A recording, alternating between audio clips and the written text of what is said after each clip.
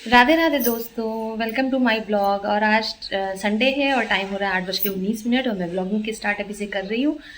और 2 दिन से मैंने ब्लॉगिंग नहीं की क्योंकि दीदी और जीजा जी गुल्ला सब लोग चले गए थे घर। बहुत सुना सुना था, मन भी नहीं लग रहा था। और कल शनिवार था और कल मुझे डॉक्टर के यहाँ जाना पड़ा तो टाइम बिल्कुल भी नहीं मिला, शाम हो गई थी बिल्कुल। तो अभी मैं बताऊँगी कि 2 दिनों में, पिछले 2 दिनों में क्या क्या हुआ। और कुछ ऐसा हुआ जिसकी उम्मीद भी हम लोगों ने नहीं की थी। तो अभी मैं पूजा कर लूँ फिर आपको बताती हूँ। मैं पूजा कर चुकी हूँ और अभी थोड़ा सा रेडी हुई, फिर मम्मी ने कहा कि जाके मूंगफली ले आओ। तो मैं मूंगफली लेकर आई। मम्मी चूड़ा यहाँ पे भून रही हैं। आज बन रही है चूड़े की नमकीन क्योंकि बहुत मन था मम्मी का खाने का। मैं आपको दिखा रही हूँ। चूड़ा मीट बाथरूम की बात डाली।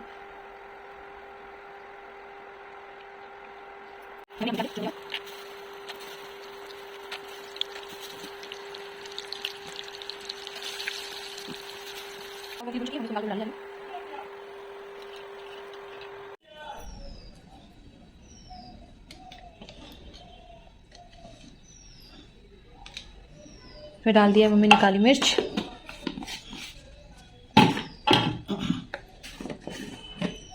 चूड़ा वाली नमकीन है। पिसी लाल मिर्च।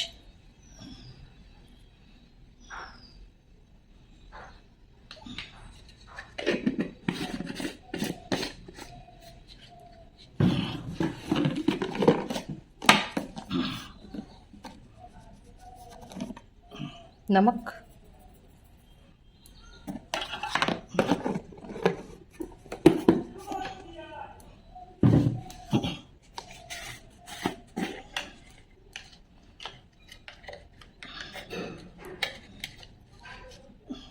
काला नमक।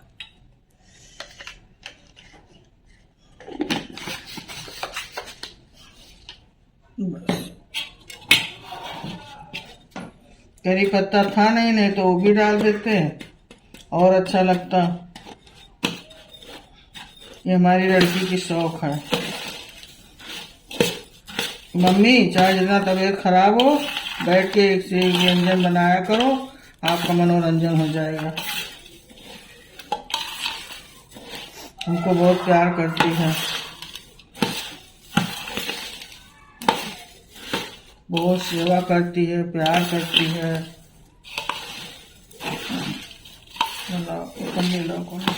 संडे के दिन बहुत काम रहता है जैसे कि मैंने बताया, और हफ्ते भर का काम मुझे आज ही करना पड़ता है। मैं कपड़े प्रेस कर रही थी, फिर सब्जियां आ गई थी, सब्जियां धुल रही थी। शाम का टाइम हो रहा था उस टाइम पे। फिर हरी सब्जियां ज़्यादा मम्मी ने इस बार मंगाई हैं। हरी सब्जियां सारी एक एक करके अलग अलग धुल के मैं टोकरी में लगा के रख दूँगी। पानी सूख जाता है फिर फ्रिज में लगा देती हूँ। और भिंडी थी, तरोई थी, परवल, कुंदरू, और मम्मी यहाँ पे पालक का साग काट रही थी। उसके बाद में पालक धुली जाती है, मैंने लगा के रख दिया था, मम्मी काट रही थी आराम से। मम्मी सच में बहुत हेल्प करती हैं, मैं उतनी भी नहीं कर पाती हूँ उनकी। एक एक काम बहुत मन से करती है मम्मी मेरी। और मैं यहाँ पे निकाल रही हूँ घी।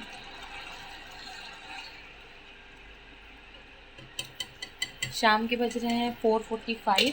और जब भी मलाई इकट्ठा हो जाती है और ज़्यादा हो जाती है तो फिर घी हफ्ते की निकल आती है। हफ्ते की अब वो महीनों ही चलती है क्योंकि ज़्यादा घी हम लोग खाते नहीं हैं। मेरे यहाँ गुल्ला को घी बहुत पसंद है।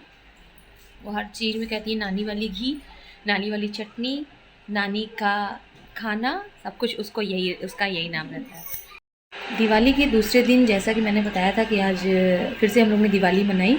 तो उस दिन हम लोग बस छत से पटाखे वगैरह जला के नीचे आए तो जीजा जी ने कहा कि भैया चलते हैं ज़रा सा दवा ले आते हैं, उनके पेट में दर्द है। तो पुदीन हरा उन्होंने पूछा, तो पुदीन हरा उस दिन था नहीं, तो मैंने बोला कि नहीं है जीजा जी। तो बोले कि ठीक है मैं ला रहा हूँ। तो इनको भी साथ में लेके गए। और तब तक सडनली थोड़ी देर 15 मिनट के बाद मेरा मन हुआ कि दीदी जीजा जी को फ़ोन कर दो, बोल दो कि कॉफ़ी ले आएंगे। कॉफ़ी ले आने के लिए दीदी ने फ़ोन किया तो फ़ोन रिसीव नहीं है। तो दीदी ने कहा कि उनका फ़ोन साइलेंट रहता है तो वो उन्होंने उठाया नहीं है। मैंने कहा ठीक है, तो मैंने इनको फ़ोन किया, मैंने कहा आप कॉफ़ी ले आइएगा। ये लोग जब घर पे पहुँचे तो दीदी ने पूछा कि मोबाइल आपका मिला रहे थे, आपका मिला नहीं। तो कहें कि मोबाइल कहाँ है, मोबाइल तो यहीं पर था। जब मोबाइल ढूंढना शुरू हुआ तो मोबाइल था ही नहीं। छत पर गए, देख कर आए, नीचे हर एक जगह देखा, जहाँ जहाँ वो गए थे सब जगह चेक किया, मोबाइल नहीं था। फिर हम लोग दुकान पे गए जहाँ पर वो कॉफ़ी लेने के लिए गए थे, वो पास की दुकान है। तो उसकी दुकान बंद हो चुकी थी, मैंने खुलवाई गेट से जा कर के कि भैया दुकान खोलो, मेरी जीजा जी का मोबाइल रह गया। जब मोबाइल नहीं मिला, वहाँ भी ढूंढा गया, उन्होंने बोला कि यहीं पे रख के मैं गया था, लेकिन मोबाइल नहीं मिला। तो फिर ये उस दुकान पे गए जहाँ से दवाई लाए थे, वहाँ भी नहीं था। फिर लौट के आए तो सौरभ जो दुकान वाला है उसने बोला कि अभी एक लड़का आया था उसके बाद में, हो सकता है वो ले गया हो, घर के बगल रहता है तो क्या पता वो उठा ले गया हो। अब हम लोग फ़ोन मिला रहे हैं, फ़ोन रिसीव ही नहीं हो रहा है। बहुत देर के बाद वैसे हम लोग 8:30 बजे करीबन गए और 9 साढ़े 9 बज रही थी। तब तक वो दुकान पे जो एक और लड़का उसके साथ आया था सामान लेने के लिए, वो उसका दोस्त था, उसने उसको बुलाया तो बोला हाँ वही लेकर गया होगा। फिर वो लड़का आया दुकान पर और उसने मोबाइल को अंगोछे में छुपा रखा था। फिर मुझे शक हुआ, मैं भी वहीं पे खड़ी थी और दीदी घर चली आई थी, गुस्सा हो गई थी बहुत ज़्यादा।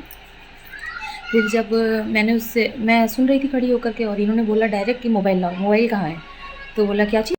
फिर उन्होंने बोला कि मोबाइल लाओ, मोबाइल कहाँ है? तो उसने मोबाइल दिया। तब मेरे मुझसे गंदी गंदी बातें और गुस्सा लग गई बहुत ज़्यादा, तो इन लोग ने मुझे घर भेज दिया। और मुझे अपनों के ऊपर कोई भी कुछ भी कहता है मुझे बर्दाश्त नहीं होती गलत चीज़ें। तो मैं तुरंत फिर घर आ गई, गुस्से में मूड मेरा ऑफ हो गया था। लेकिन उन्होंने तब तक थाने में मेरे पति ने फ़ोन कर दिया था और वहाँ से वो ट्रेस करने ही वाले थे, तब तक ये आ गया। तो इन्होंने फ़ोन करके उसको रोका कि आप मत करिएगा, क्योंकि इनके कोई परिचय के लोग हैं, वो जानते हैं इनको। इनकी पोस्टिंग पहले दरोगा में होने वाली थी, लेकिन इन्होंने जॉब वाली क्विट करके ये वाली जॉब को चूज़ किया, नहीं तो मैं उनको नहीं मिलती शायद, इसीलिए। और फिर उस लड़के को बहुत समझाया गया, डांटा गया। फिर मैं और दीदी गई वापस कि क्या हुआ, बहुत देर हो गई, आए नहीं, थाने वगैरह तो नहीं चले गए। लेकिन पता चला कि वो अपने घर चला गया था और पता चला कि 2 दिन पहले वो किसी का ऑटो भी चुरा लाया था। वो बाप बेटे दोनों ही चोर थे। और मैंने उसको बहुत उल्टा सीधा बोला, तो इन्होंने समझाया भी कि तुम ज़्यादा मत बोला करो जब मैं रहूँ तो। लेकिन फिर मेरे मुँह से कंट्रोल नहीं हो पाया। और मिडिल क्लास के लिए एक मोबाइल क्या, एक छोटी सी चीज़ खो जाती तो बहुत। और घर के पास में बच्चे बहुत खेलने लगे, आवाज़ आने लगी, तो मम्मी ने डांटा है अभी, बहुत ज़्यादा शोर मचा रहे थे वो लोग। और इसी के साथ मैं कर रही हूँ ब्लॉगिंग का एंड। और कैसा लगा आपको मेरा ब्लॉग बताइएगा, और प्लीज़ अलर्ट रहिए, सेफ़ रहिए, क्योंकि आजकल चोरियाँ बहुत हो रही हैं। मोबाइल प्लीज़ आप लोग सेफ्टी से रखिए, मोबाइल नहीं अपनी हर एक चीज़, क्योंकि हम मिडिल क्लास के लिए क्या चीज़ कितनी वैल्यू रखती है ये हम ही एक जानते हैं। जिसका सामान खोता है वही जान सकता है। और ठीक है, फिर मैं कर रही हूँ ब्लॉगिंग का एंड और मिलते हैं कल के ब्लॉग में। Thank you for watching my channel.